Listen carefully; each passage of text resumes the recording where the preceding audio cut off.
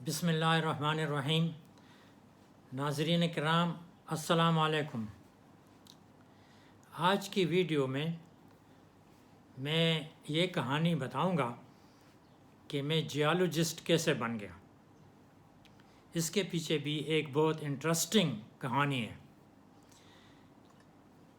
Edwards college میں جب ہم داخل ہوئے تو وہاں اس زمانے میں سارے سائنس کے پروفیسر اور انگلش کے پروفیسر وہ فارنرز تھے، زیادہ تر یونائٹڈ کنگڈم سے تھے کیونکہ پری پارٹیشن کے زمانے سے تھے اور چلے آ رہے تھے۔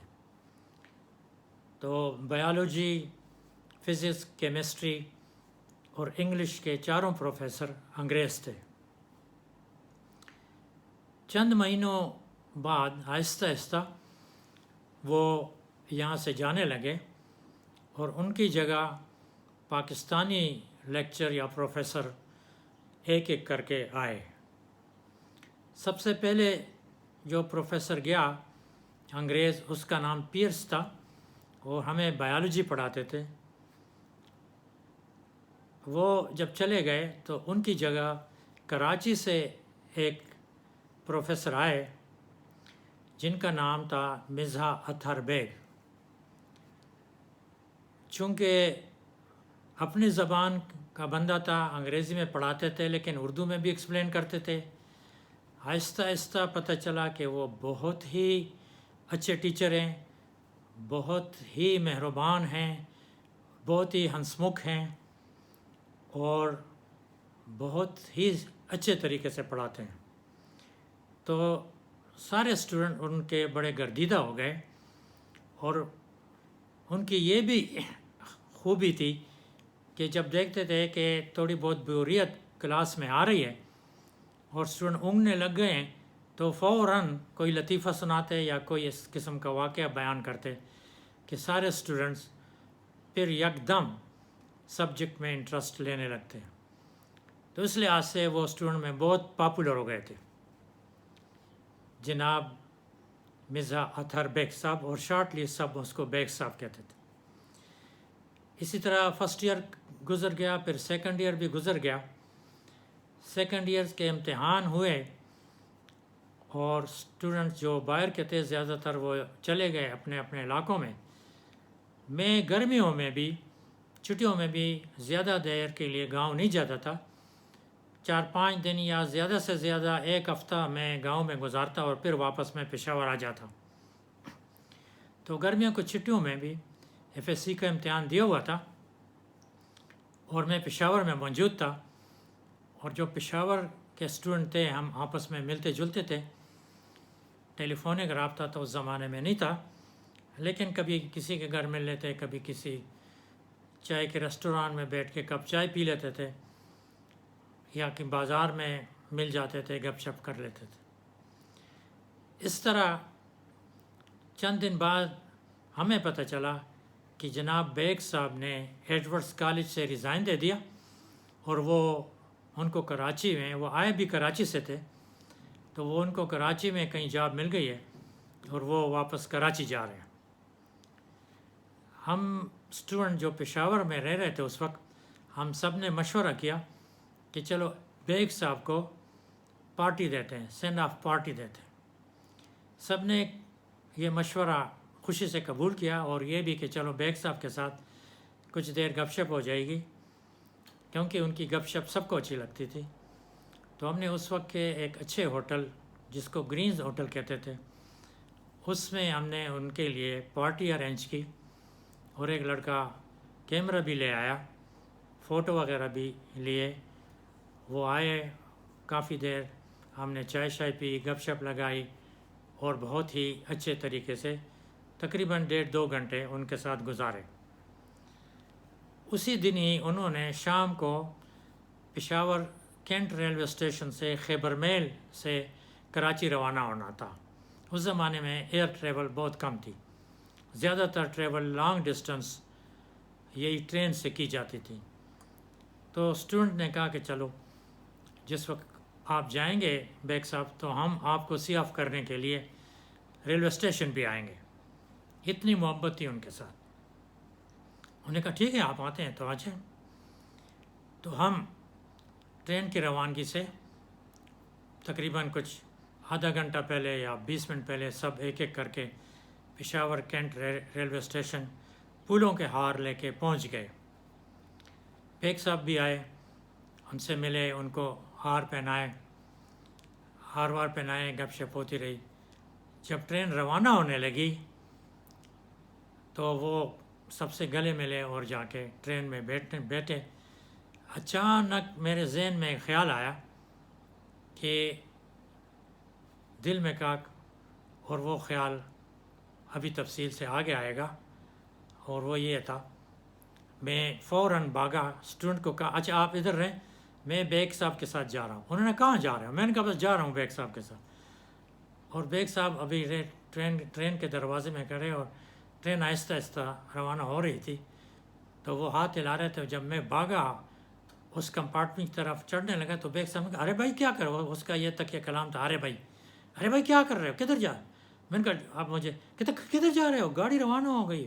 میں نے کہا سر آپ ذرا راستے سے ہٹ جائیں, مجھے چڑھنے دیں, میں آپ کو بتاتا ہوں. ارے بھائی یہ کیا ہے؟ میں نے کہا جی آپ مجھے ذرا چڑھنے دیں نا, راستہ دے دیں. وہ تھوڑے سے ہٹ گئے, وہ میں دوڑتے ہوئے, ٹرین کافی تیز ہو گئی تھی, تو میں نے جمپ کر کے ٹرین میں قدم رکھا اور وہ پیچھے ہٹ گئے, اور میں جا کے ٹرین میں گئے وہ سیٹ پہ, اور بڑے پرپلیکس اور بہت ہی حیران, اور آ کے سیٹ پہ بیٹھ گئے. 7 سیٹ خالی تھی, مجھے بھی کہا بیٹھ جائیں, میں بیٹھ گیا. کہتا ارے بھائی تم کیا کر رہے ہو, کدھر جا رہے ہو؟ میں تو کراچی جا رہا ہوں.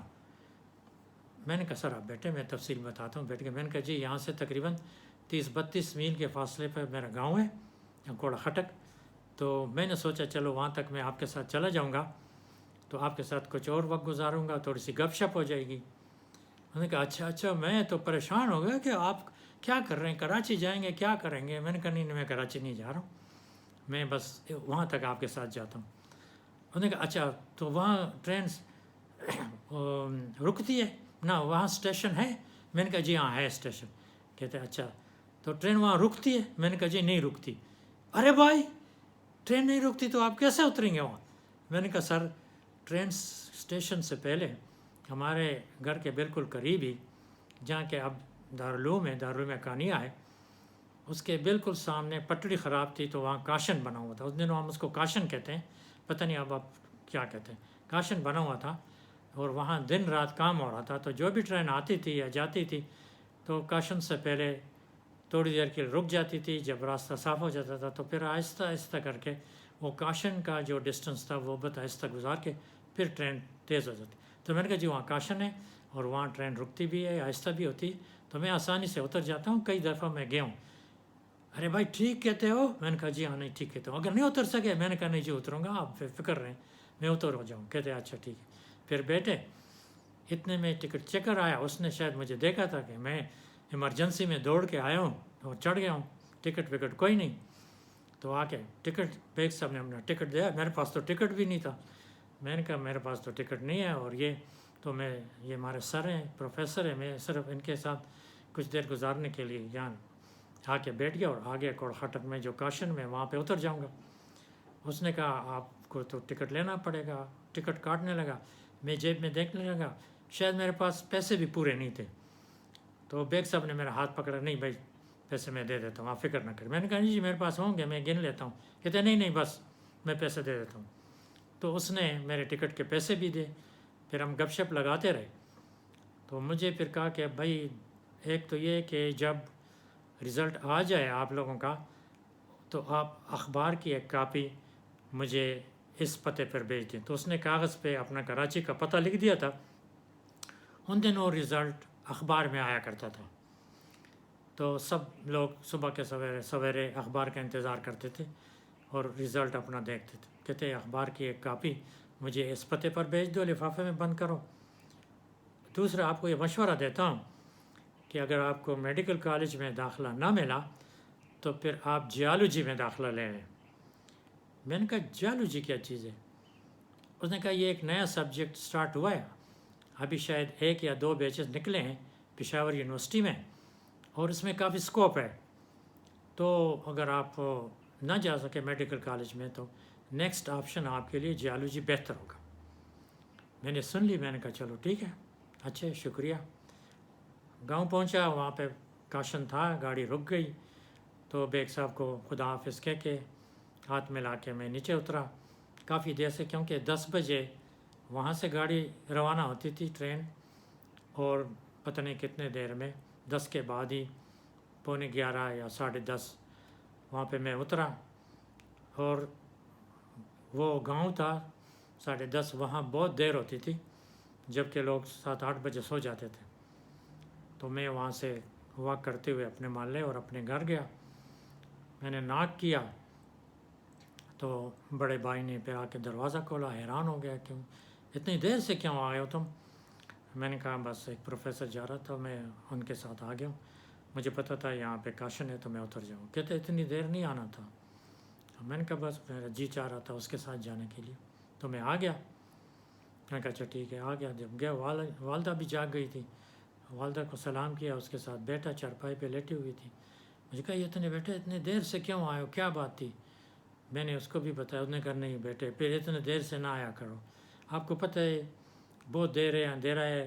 وہاں سے آپ جب ریلوے ٹریک سے یہاں محلے تک آتے ہیں تو وہ بھی کافی راستہ بنتا ہے, اور حالات تو ٹھیک نہیں ہوتے, گاؤں ہے, تو آپ پھر اتنی دیر سے نہ آیا کریں. پروفیسر سے آپ ادھر ہی مل لیتے. میں نے کہا ادھر مل لیا, لیکن میرا جی چاہ رہا تھا کہ میں اس سے تھوڑا سا اور وقت گزاروں. تو انہوں نے کہا اچھا ٹھیک ہے چلو لیٹ جاؤ. تو ساتھ ہی ایک گرمیوں کا موسم تھا, وہ باہر سین میں چارپائی ڈالی ہوئی تھی, ساتھ ایک چارپائی خالی تھی. تو ایک میری بھتیجے نے اس پہ میرے لیے بستر بچھا دیا, تو میں والدہ کے قریب وہاں سو گیا. 1-2 دن پھر میں نے وہاں گاؤں میں گزارے, اور پھر گاؤں سے واپس پشاور آیا. جب رزلٹ آ گیا پاس ہو گیا تھا, نمبر تو اچھے تھے, لیکن میڈیکل کالج نہ جا سکا. بیگ صاحب کو میں نے اخبار کی کاپی میل کر کے دی, پتہ نہیں پھر ملی گئی ہوگی کیونکہ اس کے بعد اس سے رابطہ نہیں تھا. تو اس طرح پھر جب میں نہیں جا سکا میڈیکل کالج میں, تو میں نے بھائیوں کو کہا کہ میرے پروفیسر نے مجھے مشورہ دیا تھا کہ آپ پھر جیالوجی میں چلے جائیں. ان کو بھی پتہ نہیں تھا کیونکہ وہ آرٹس کے اسٹوڈنٹ رہ چکے تھے. انہوں نے کہا یہ جیالوجی کیا چیز ہے. تو جو مجھے پروفیسر نے بتایا تھا بیگ صاحب نے کہ یہ ایک ایسا سبجیکٹ ہے جس میں معدنیات کے متعلق پڑھاتے ہیں, پٹرول ہو گیا, گیس ہو گئی, سنگ مرمر ہو گیا, سونا چاندی, ان چیزوں کے متعلق پڑھاتے ہیں اور کیسے معلوم کرتے ہیں, کیسے پہچانتے ہیں. تو میں نے وہی چیزیں دہرائیں بھائیوں کے سامنے. انہوں نے کہا اچھا ہم پتہ کرتے ہیں. تو ان کے دوست تھے پشاور یونیورسٹی میں جاب واب کرتے تھے, ایک ادھر ہی ہمارے محلے میں ہی رہتے تھے. ان سے بھی بات کی, انہوں نے کہا ہاں یہ ایک سبجیکٹ نیا کھلا ہے اور اچھا جا رہا ہے, اس میں اسٹوڈنٹ بھی اتنے زیادہ نہیں ہے, داخلہ آسانی سے مل جاتا ہے, اور باقی آگے بھی سنتے ہیں کہ اس کا اسکوپ زیادہ ہے.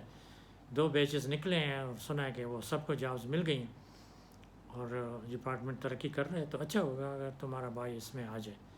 تو پھر میں اسی طرح جیالوجی میں داخل ہو گیا, اور بیگ صاحب کے مشورے سے. تو یہ ایک پروفیسر جس کی محبت مجھے ریلوے میں کھینچ کے لے گئی تھی, اس کے مشورے سے آج میں جیالوجسٹ ہوں, بلکہ جیالوجی میں PhD ہوں, اور پوسٹ ڈاکٹریٹ بھی کر چکا ہوں, جو کہ میں نے انٹروڈکشن میں تفصیل سے یہ ساری باتیں بتائی ہیں.